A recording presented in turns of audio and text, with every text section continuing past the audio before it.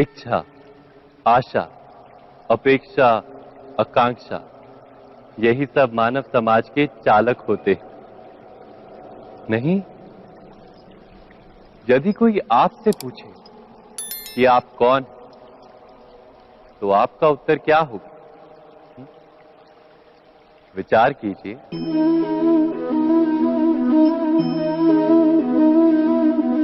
आप तुरंत ही ये जान पाएंगे कि आपकी इच्छाएं ही आपके जीवन की व्याख्या है। कुछ पाने से मेरी सफलता, कुछ ना पाने से मेरी निष्फलता ही आपका परिचय। अधिकतर लोग ऐसे जीते हैं कि स्वयं भीतर से मरते रहते हैं, किंतु अपनी इच्छाओं को नहीं मार पाते। इच्छाएं उन्हें दौड़ाती हैं जिस प्रकार मृग तृष्णा मृग को दौड़ाती। परंतु इन्हीं इच्छाओं के गर्भ में ही ज्ञान का प्रकाश भी। कैसे? जब इच्छाएं अपूर्ण रहती और टूटती, तब वहीं से ज्ञान की किरण प्रवेश करती है मनुष्य के हृदय।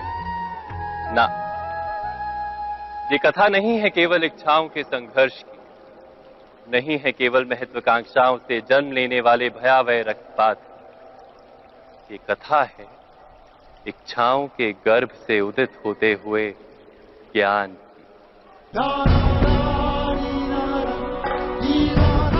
मैं वासुदेव कृष्ण आप सभी को निमंत्रण देता हूं इस यात्रा पे चलने का, जो जीवन का मर्म सिखाएगी, मनुष्य का धर्म सिखाएगी, कीचड़ से उठकर कमल बनने का कर्म सिखाएगी।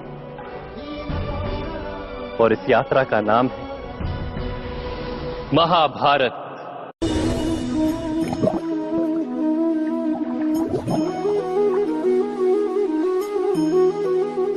इस संसार में आने वाला प्रत्येक बालक संपूर्णतः संस्कार रहित होता है। उसके अंतर पर ना किसी अच्छे संस्कार के चिन्ह अंकित होते हैं, ना ही बुरे संस्कार के। अर्थात जन्म से बालक में ना कोई गुण होता है और ना ही कोई दोष। तो ये दोष अथवा गुण किस प्रकार प्राप्त होते हैं? क्या हमने कभी विचार किया है?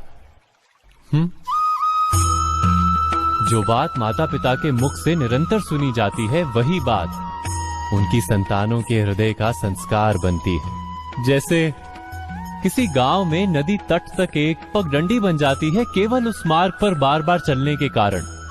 अर्थात माता पिता के हृदय की इच्छाएं उनकी संतानों के हृदय का दोष अथवा गुण बनकर जन्म लेती हैं। क्या ये सत्य नहीं? पर फिर भी जब उनकी संतानों में कोई दोष दिखाई देता है, तो माता पिता आश्चर्य और दुख से भर जाते हैं। माता पिता का हृदय ये प्रश्न करता है कि उनकी संतानों में ये कुसंस्कार आए कहां से।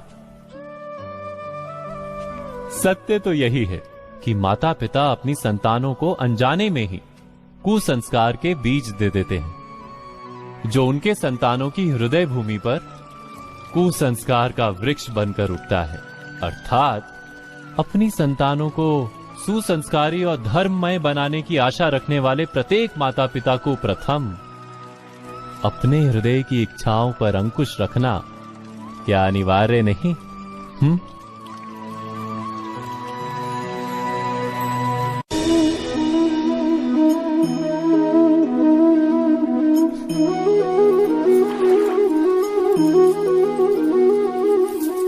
पिता सदा ही अपने संतान के सुख की कामना करते हैं, उनके भविष्य की चिंता करते रहते हैं।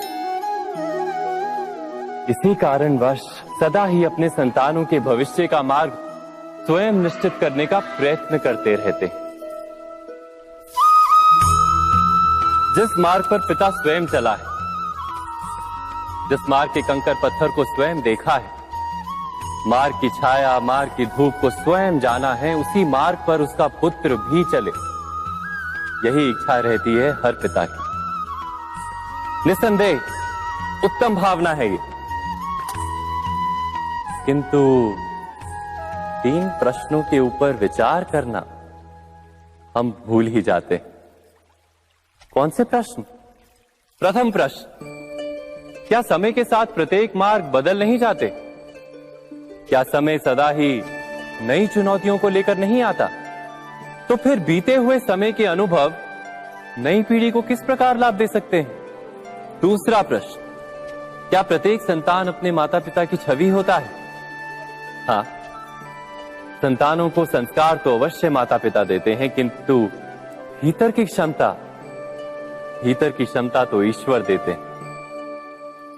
तो जिस मार्ग पर पिता को सफलता मिली है, विश्वास है कि उसी मार्ग पर उसकी संतानों को भी सफलता और सुख प्राप्त होगा।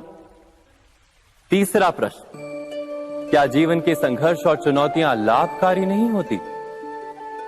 क्या प्रत्येक नया प्रश्न एक नए उत्तर का द्वार नहीं खोलता?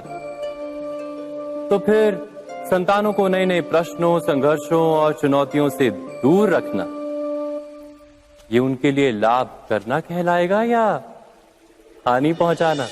अर्थात जिस प्रकार संतान के भविष्य का निर्माण करने के बदले उसके चरित्र का निर्माण करना श्रेष्ठ है, वैसे ही संतानों के जीवन का मार्ग निश्चित करने के बदले उन्हें नए संघर्षों के साथ जूझने के लिए मनोबल व ज्ञान देना अधिक लाभदायक नहीं होगा?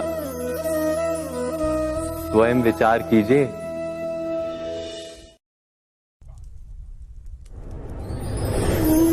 पूर्वजों की इच्छा, आशा, महत्वाकांक्षा, क्रोध, बैर, प्रतिशोध, यही सब आने वाली पीढ़ी की धरोहर बनते हैं।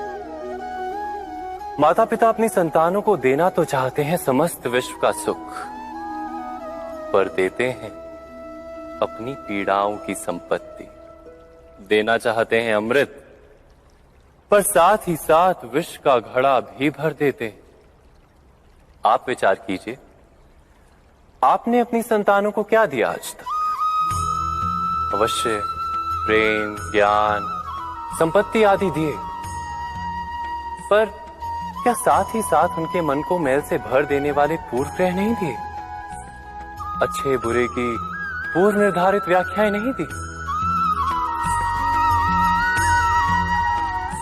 व्यक्ति का व्यक्ति के साथ, समाजों का समाजों के साथ, राष्ट्र का राष्ट्र के साथ संघर्ष क्या इन्हीं पूर्व ग्रहों से निर्मित नहीं होते? हत्या, मृत्यु, रक्तपात क्या इन्हीं पूर्व ग्रहों से नहीं जन्मते? अर्थात माता पिता अपनी संतानों को जन्म के साथ मृत्यु का दान भी देते हैं। प्रेम के प्रकाश के साथ साथ घृणा का अंधकार भी देते हैं, और अंधकार मन का, हृदय का हो या वास्तविक हो, उससे केवल भय प्राप्त होता है, केवल भय। स्वयं विचार कीजिए।